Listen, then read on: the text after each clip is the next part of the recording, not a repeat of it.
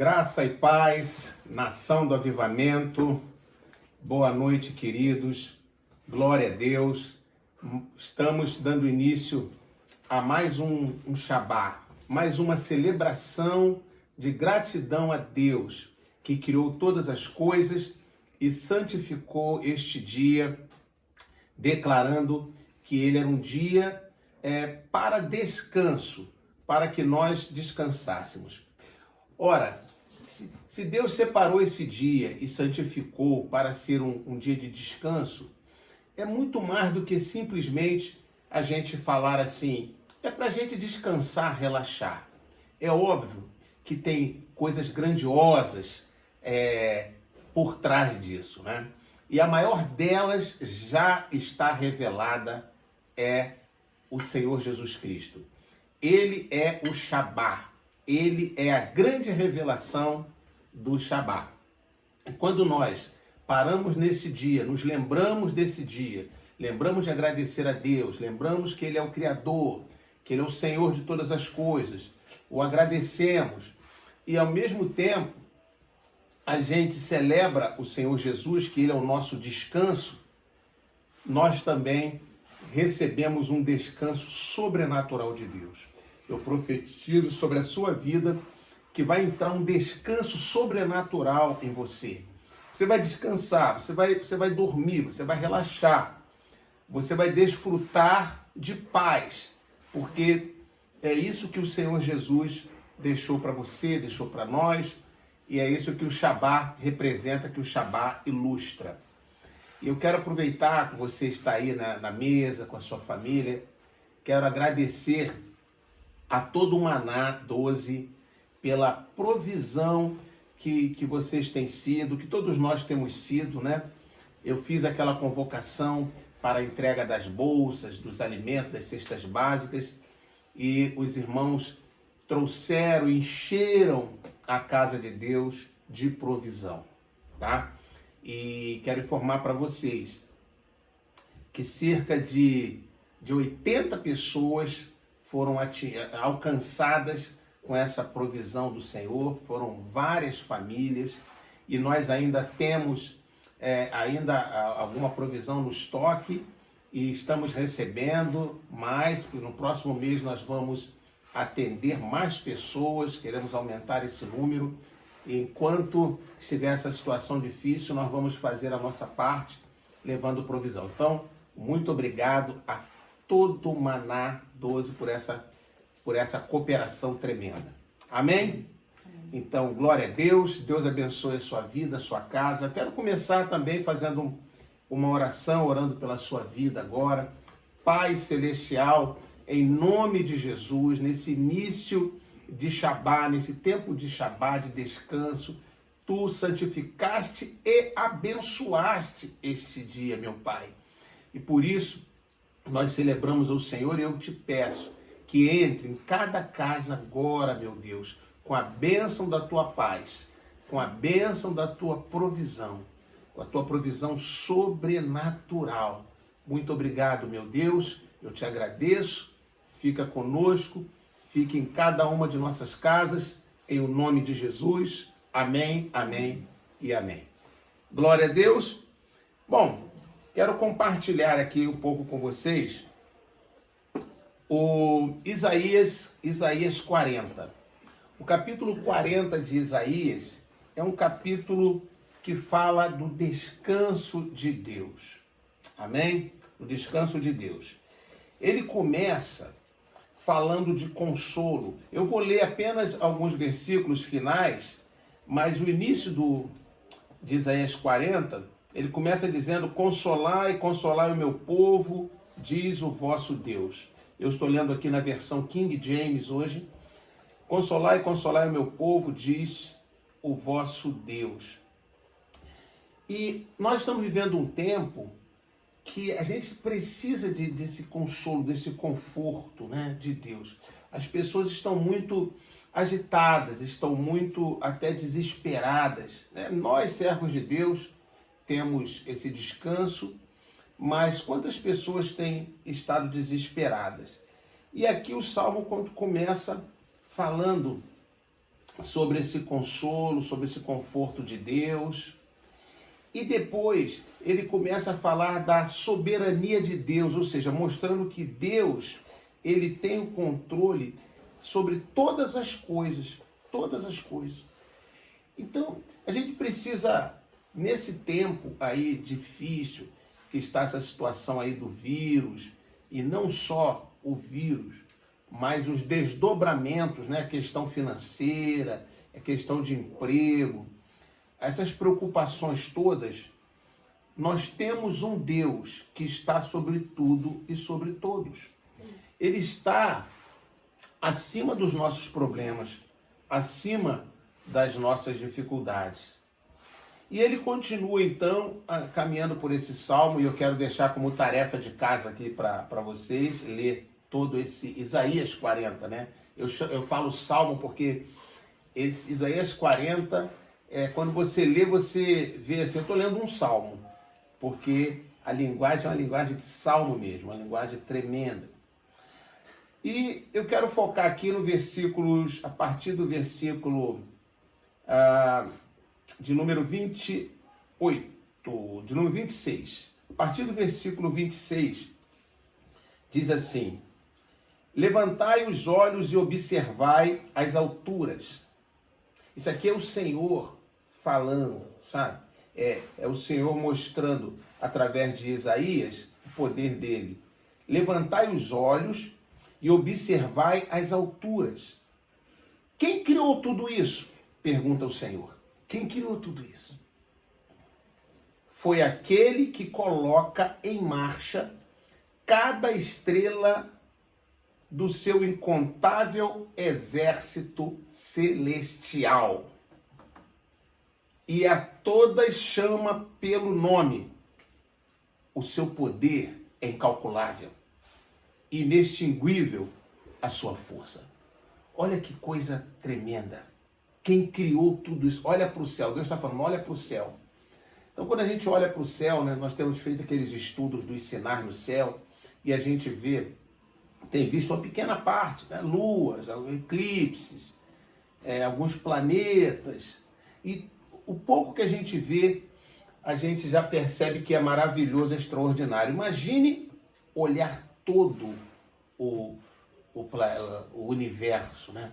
Só a nossa galáxia, com bilhões de estrelas, né? De planetas, é incalculável. A gente conhece uma meia dúzia em meio a trilhões de planetas. Sabe o que são trilhões de planetas? Sabe o que são bilhões de estrelas numa galáxia? Numa galáxia, né? Existem bilhões e trilhões de galáxias. Então é uma coisa incalculável, é uma coisa fenomenal. Tudo isso criado por Deus, por Yahvé. E tudo isso dirigido, governado por Ele, nada foge ao controle dele. Você quer ver uma coisa? Nós estamos cercados de objetos. Por que a Lua não bate na Terra? Se a Lua batesse na Terra, acabaria com o planeta, né? Por que o Sol não derrete a Terra? Porque ele está numa distância que ele não consegue queimar a Terra, mas apenas lançar um calor agradável, né? Que a gente até se beneficia na saúde, na plantação e tudo mais. E nem está tão distante que a gente congele. Então ele está num ponto. Quem colocou o Sol na distância correta? Não tão perto para nos queimar e não tão afastado para nos congelar. Quem que fez isso? Deus. Então, os astrônomos, os cientistas, eles podem calcular isso, eles podem estudar isso, mas eles não podem colocar uma estrela no lugar certo. Ele não pode colocar a Lua naquele lugar certinho. Então você veja que a Lua está numa distância da Terra e na distância que ela está, ela consegue, através da gravidade, manter as nossas marés, as nossas praias no lugar, né? Tudo fica ali dentro de um controle, dentro de um controle. E a Lua, ela faz a sua rotação, assim como todos os corpos celestes, e em alguns momentos ela está bem próximo da Terra, né? Bem próximo da Terra. Nós chamamos de superlua, nós temos falado sobre isso. E é interessante que neste ano ela esteve perto da Terra em Purim, esteve perto da Terra na Páscoa e agora estará perto da Terra novamente na segunda Páscoa, dia 7 de maio. Então, quem que calculou tudo isso para que até nos momentos das festas do Senhor Yahvé houvessem sinais assim no céu maravilhosos? O nosso Deus, o nosso Deus. E ele vai dizendo isso, e quando ele diz aqui, no versículo 26, quem criou tudo isso? Foi aquele que coloca em marcha cada estrela do seu incontável exército celestial. Coloca em marcha, vai por aqui, você anda por ali, sabe? Ele coloca em marcha. E a todas chama pelo nome. Você sabia disso? Deus sabe o nome de cada estrela, assim como sabe o nome de cada anjo. Porque em alguns momentos, anjos também são vistos como estrelas. Mas aqui ele está falando de estrelas. E ele sabe o nome de cada estrela. Tudo tem nome. Veja que quando Adão foi colocado na terra, Adão e Eva, então eles deram nomes animais. Deus inspirou-os para que eles dessem nome. Tudo tem nome, sabe? Tudo tem nome. Então as estrelas têm nome. Nós damos nome às estrelas, aos planetas, mas elas têm um nome já dado por Deus. Deus conhece cada uma delas. Olha que coisa tremenda. E é importante a gente ver isso num dia de Shabá, assim, e isso ir entrando na nossa mente, para que a gente olhe para nossas situações reais do dia a dia e veja como elas são pequenas, são ínfimas diante da grandeza do nosso Deus. E ele continua dizendo assim: o seu poder é incalculável, inextinguível a sua força. É por isso que nenhum desses corpos celestes deixa de atender prontamente. Ou seja, olha que coisa, olha o que ele está dizendo aqui. O seu poder, o poder de Deus é incalculável, inextinguível. E sua força, inextinguível é a sua força. E, por isso, por causa do poder de Deus, da força de Deus, é que nenhum desses corpos celestes, estrelas, planetas, meteoros, asteroides, né? Por que um asteroide não atinge a Terra e acaba com a Terra? Né? Por quê? Porque Deus não permite, porque não teríamos como dar conta de um asteroide. Se ele viesse na nossa direção, um grande meteoro, nós não teríamos como dar conta, iria nos atingir e iria acabar com o planeta, porque equivale a milhares de bombas atômicas juntas. Então a gente não teria como fazer nada. Um vírus, a gente não dá conta, né? Mas Deus está nos guardando. Então a Terra está lá no espaço e planetas ao redor, estrelas e meteoros, asteroides, cometas, sabe? E em alguns momentos, alguns entram para mostrar que nós não estamos não somos invulneráveis, nós somos vulneráveis. Alguns entram, mas não com potencial para nos destruir, porque Deus está guardando. Então, aí ele continua, ele diz aqui, ele diz: nenhum desses corpos celestes deixa de atender a Deus prontamente. Então Deus diz assim: ó, agora visita a terra, chega mais perto, lua, porque é uma festa minha, sabe? Sol, escureça, porque eu quero mandar uma mensagem. Lua, se torne cor de sangue, que eu quero levar uma informação para os meus profetas. E assim, Deus vai cuidando do universo. Ele é o criador, ele é o sustentador. E dia de Shabá é dia da gente lembrar disso. Agora, eu quero caminhar e chegar até aquele texto que a gente gosta muito, conhece muito, que fala da força que o Senhor nos dá. Sabe? O Senhor que cuida do universo, Ele cuida de cada um de nós.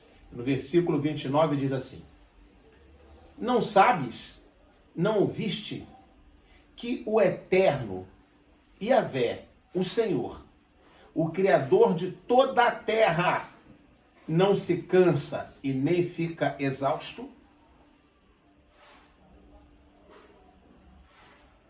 Não sabes disso? Sua sabedoria é insondável, seu conhecimento é incompreensível. Faz forte ao cansado. Olha só, faz forte ao cansado. Na sua Bíblia aí tá, ele dá força ao cansado, né? Faz forte o cansado e multiplica o vigor dos que estão fatigados, sabe? Então aquele fatigado é quando ele já não aguenta mais. Ele está sem energia, ele está sem força nenhuma. Versículo 30. Ora, até os adolescentes se cansam e ficam exaustos, e os jovens tropeçam e caem. Então, até os adolescentes se cansam e ficam exaustos, e os jovens tropeçam e caem, né? Aqui nós estamos completos na mesa, né? Tem adolescente, tem jovem e tem adulto. Adulto jovem, tudo bem. Então, olha lá. Faz forte ao cansado e multiplica o vigor dos que estão fatigados. Ora, até os adolescentes se cansam e ficam exaustos e os jovens tropeçam e caem. Mas aqueles, queridos, deixa isso entrar no seu coração agora. Deixa entrar no seu coração, sabe? Experimente isso hoje, experimente isso amanhã. Eu experimento isso. Olha, versículo 31. Mas aqueles que esperam no Senhor renovam as suas forças. Voam alto como águias. Correm e não se fatigam. Caminham e não se cansam. Olha, que tremendo. Então Deus começa falando lá dos planetas, lá do espaço sideral, lá daquelas coisas grandiosas. Ele criou tudo aquilo, ele coordena, ele sabe o nome das estrelas, ele coloca em marcha os astros o obedecem. Este Deus Todo-Poderoso aqui diz que ele não se cansa.